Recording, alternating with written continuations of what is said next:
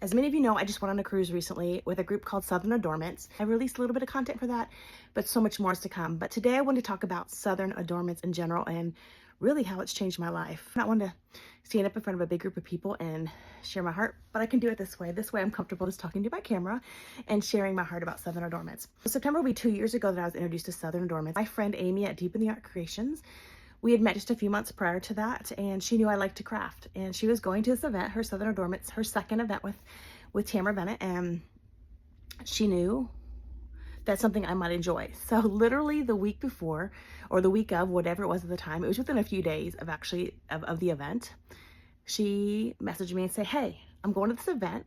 I thought maybe you'd be interested in going. People are selling their tickets. Do you want to go?"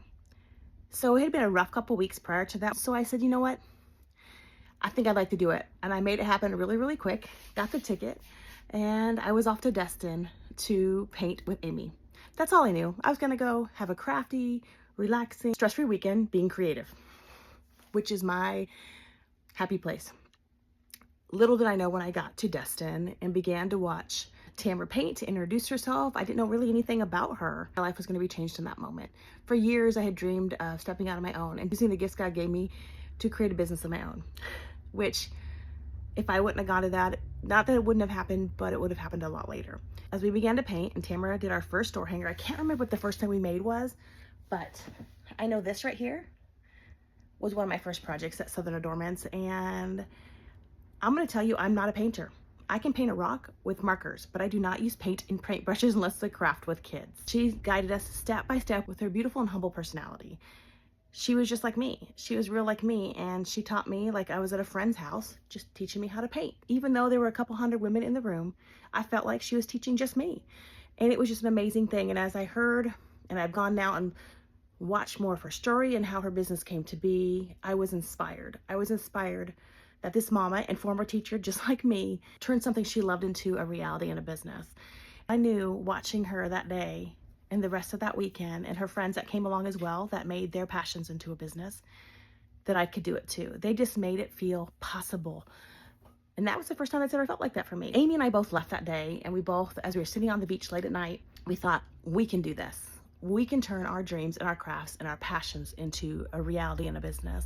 And the planning began from there. The last couple years, I've really been growing, flourishing through creativity, really using my love for crafting and teaching in one place. I have a long way to go, but I'm on the right path. But what I do continue to do, guys, is I continue to go to Southern Adornment events because I continue to be inspired every time I go with Tamara and the people she brings in. I love Kaya. If you don't follow Coach Kaya, you need to, because if you need a pick me up, that girl's gonna do it for you. They're just inspiring people. They're just women and moms and just beautiful people helping other people live out their dreams and their lives. Fast forward, I went to Destin.